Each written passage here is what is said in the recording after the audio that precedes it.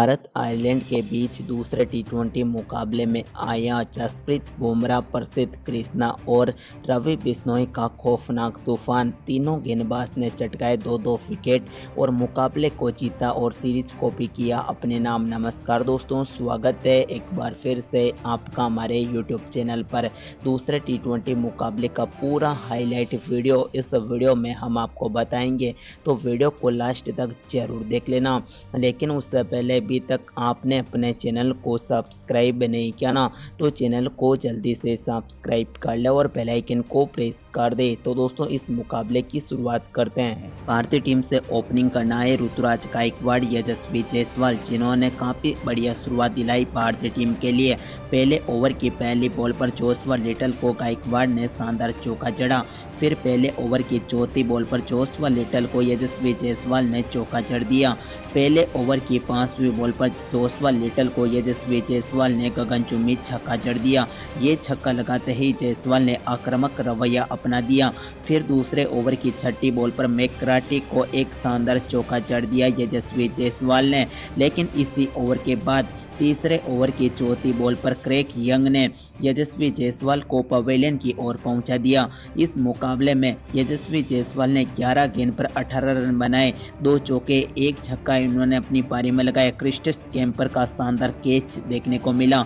यहां यशस्वी जायसवाल के रूप में भारतीय टीम का पहला विकेट गिर चुका 29 रन के स्कोर पर। तब तक भारतीय टीम 3.4 ओवर ही बल्लेबाजी कर पाई। उसके बाद दोस्तों, बल्लेबाजी करने मैदान पर उतरे तिलक वर्मा। तीसरे ओवर की छठी बॉल पर यंग को गायकवाड़ ने शानदार चौका जड़ दिया। लेकिन चौथे ओवर की पहली बॉल पर क्रेग मैकग्राटी ने तिलक वर्मा को पवेलियन की ओर पहुंचाया। डोकरेल ने एक गजब का कैच पकड़ते हुए तिलक वर्मा को पवेलियन की ओर पहुंचाया। 2 गेंद पर 1 रन ही बना पाए तिलक वर्मा। फिर बल्लेबाजी करने मैदान पर उतरे संजू सैमसन, साथ दिया ऋतुराज गायकवाड़ का। 5वें ओवर की छठी बॉल पर जोशुआ लिटल को शानदार चौका जड़ा संजू सैमसन ने। उसके बाद छठे ओवर की छठी बॉल पर बेंजामिन वाइट को ऋतुराज गायकवाड़ ने एक शानदार चौका जड़ दिया। फिर 7वें ओवर की दूसरी बॉल पर क्रेग यंग को ऋतुराज गायकवाड़ ने एक और शानदार चौका लगाया। 7वें ओवर की तीसरी बॉल पर क्रेग यंग को ऋतुराज गायकवाड़ ने बैक टू बैक 2 चौके लगातार जड़ दिए। फिर 9वें ओवर की दूसरी बॉल पर मार्क एडियर को संजू सैमसन ने एक शानदार चौका जड़ दिया। फिर 10वें ओवर की पहली बॉल पर जोशुआ लिटल को शानदार चौका जड़ा संजू सैमसन ने बाउंसर बॉल पर। 10वें ओवर की दूसरी बॉल पर जोशुआ लिटल को संजू सैमसन ने एक और शानदार चौका जड़ दिया। 10वें ओवर की तीसरी बॉल पर जोशुआ लिटल को संजू सैमसन ने एक और लगातार 3 चौकों की हैट्रिक लगा दी। फिर 10वें ओवर की 5वीं बॉल पर जोशुआ लिटल को संजू सैमसन ने गगनचुंबी छक्का जड़ दिया। लेकिन 12वें ओवर की दूसरी बॉल पर बेंजामिन वाइट की अच्छी गेंदबाजी देखने को मिली इस मुकाबले में, क्योंकि 12वें ओवर की दूसरी बॉल पर संजू सैमसन आउट होकर पवेलियन की ओर चले गए। इस मुकाबले में संजू सैमसन 26 गेंद पर 40 रन की पारी खेली, 5 चौके, 1 छक्का इन्होंने अपनी पारी में लगाया। संजू सैमसन के रूप में भारतीय टीम का तीसरा विकेट गिर चुका था 105 रन के स्कोर पर 12.2 ओवर बल्लेबाजी करते हुए। फिर दोस्तों, बल्लेबाजी करने मैदान पर उतरे रिंकू सिंह, साथ दिया ऋतुराज गायकवाड़ का। 14वें ओवर की पहली बॉल पर बेंजामिन वाइट को रिंकू सिंह ने चौका जड़ दिया अपने डेब्यू मुकाबले में। फिर 14वें ओवर की तीसरी बॉल पर बेंजामिन वाइट को ऋतुराज गायकवाड़ ने एक शानदार चौका जड़ दिया और अपने 50 को भी पूरा किया। फिर 14वें ओवर की 5वीं बॉल पर बेंजामिन वाइट को ऋतुराज गायकवाड़ ने गगनचुंबी छक्का लगाया। लेकिन 15वें ओवर की पहली बॉल पर क्रेग मैकग्राटी ने ऋतुराज गायकवाड़ को पवेलियन की ओर पहुंचाया। इस मुकाबले में हैरी टेक्टर ने अच्छा कैच किया। मुकाबले में ऋतुराज गायकवाड़ 43 गेंद पर 58 रन की पारी खेली, 6 चौके, 1 छक्का इन्होंने अपनी पारी में लगाया। गायकवाड़ के रूप में भारतीय टीम का चौथा विकेट 129 रन के स्कोर पर गिरा। उसके बाद दोस्तों, बल्लेबाजी करने मैदान पर उतरे शिवम दुबे, साथ दिया रिंकू सिंह का। लेकिन लगातार 3 ओवर आयरलैंड के गेंदबाजों ने काफी घातक गेंदबाजी की और भारतीय टीम के बल्लेबाज एक भी चौका नहीं जड़ पाए।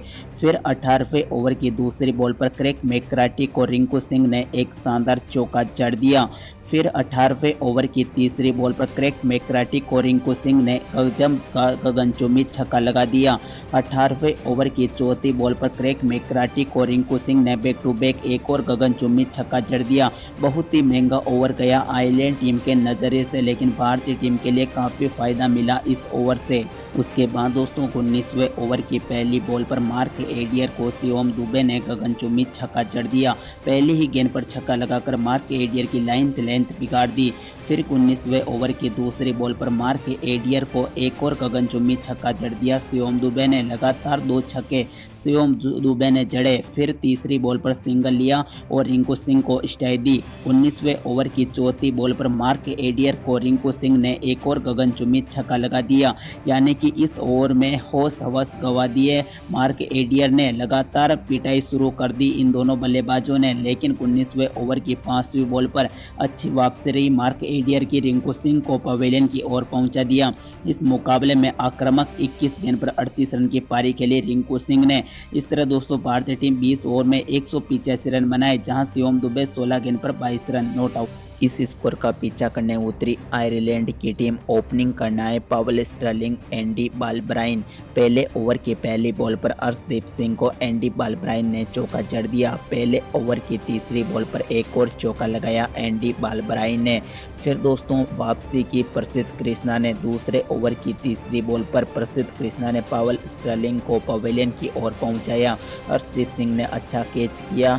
4 गेंद पर अपना खाता भी नहीं खोल पाए। पॉल स्टर्लिंग के रूप में आयरलैंड टीम का पहला विकेट गिर चुका था। फिर बल्लेबाजी करना है लोअरकन टकनर। दोस्तों ये आए और गए, आए राम और गए राम बने लोअरकन टकनर, क्योंकि दोस्तों इसी ओवर में दूसरे ओवर की छठी बॉल पर प्रसिद्ध कृष्णा ने इन्हें पवेलियन की ओर पहुंचा दिया। 3 गेंद पर 0 रन बना पाए लोअरकन टकनर। आयरलैंड टीम का दूसरा विकेट लोअरकन टकनर के रूप में 19 रन के स्कोर पर गिरा। फिर दोस्तों बल्लेबाजी करना है हैरी टेक्टर। साथ दिया एंडी बालब्राइन का। 5वें ओवर की पहली बॉल पर रवि बिश्नोई को एक शानदार चौका लगाया हैरी टेक्टर ने, जो कि एज लगकर चौका लग चुका था। लेकिन 5वें ओवर की दूसरी बॉल पर रवि बिश्नोई ने हैरी टेक्टर को बोल्ड कर पवेलियन की ओर भेज दिया। इस मुकाबले में शानदार प्रदर्शन नहीं कर पाए, लेकिन रवि बिश्नोई की घातक गेंदबाजी देखने को मिली। टेक्टर 7 गेंद पर 7 रन बना पाए, जिसमें एक चौका शामिल था। हैरी टेक्टर के रूप में आयरलैंड टीम का तीसरा विकेट 28 रन के स्कोर पर गिरा, जब तक आयरलैंड 5.2 ओवर ही बल्लेबाजी कर पाई। फिर दोस्तों बल्लेबाजी करने मैदान पर आए क्रिस्टिस केम्पर। साथ दिया एंडी बालब्राइन का। जहां छठे ओवर की तीसरी बॉल पर वॉशिंगटन सुंदर को एंडी बालब्राइन ने एक शानदार चौका जड़ दिया। फिर छठे ओवर की चौथी बॉल पर वॉशिंगटन सुंदर को एंडी बालब्राइन ने एक और बैक टू बैक चौका लगाया। 7वें ओवर की छठी बॉल पर रवि बिश्नोई को क्रिस्टिस केम्पर ने गगनचुंबी छक्का लगा दिया। फिर कुछ ओवर भारतीय टीम के हित में रहे, लेकिन 90वें ओवर की छठी बॉल पर रवि बिश्नोई की घातक गेंदबाजी देखने को मिली, क्योंकि दोस्तों रवि बिश्नोई ने क्रिस्टिस केम्पर को पवेलियन की ओर पहुंचा दिया। इस बॉल पर इस मुकाबले में क्रिस्टिस केम्पर 17 गेंद पर 18 रन बनाए, एक चौका इन्होंने अपनी पारी में लगाया। जो खतरनाक खिलाड़ी दिख रहे क्रिस्टिस केम्पर, इनका विकेट होते ही आयरलैंड टीम अपने 4 विकेट गंवा चुकी थी 63 रन के स्कोर पर। फिर बल्लेबाजी करने डॉकरेल आ चुके थे। साथ दिया एंडी बालब्राइन का। 10वें ओवर की चौथी बॉल पर शिवम दुबे को एंडी बालब्राइन ने गगनचुंबी छक्का जड़ दिया। 10वें ओवर की छठी बॉल पर शिवम दुबे को बालब्राइन ने एक और गगनचुंबी छक्का लगाया।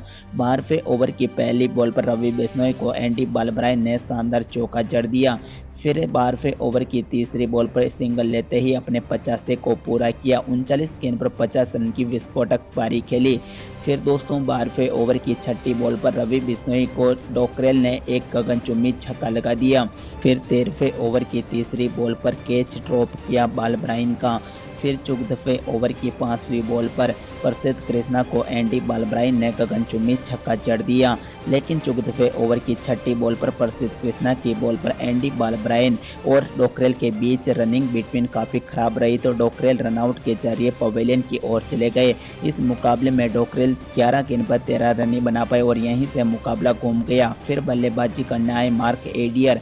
15वें ओवर की तीसरी बॉल पर अर्शदीप सिंह को एंडी बालब्राइन ने गगनचुंबी छक्का जड़ दिया। उसके बाद दोस्तों 15वें ओवर की चौथी बॉल पर अर्शदीप सिंह ने एंडी बालब्राइन को पवेलियन की ओर पहुंचा दिया। एंडी बालब्राइन 51 गेंद पर 72 रन बनाए, 5 चौके 4 छक्के उन्होंने अपनी पारी में लगाए। एंडी बालब्राइन के रूप में आयरलैंड टीम का छठा विकेट 123 रन के स्कोर पर गिर चुका था और दोस्तों एक उम्मीद थी वो पिच चली गई थी।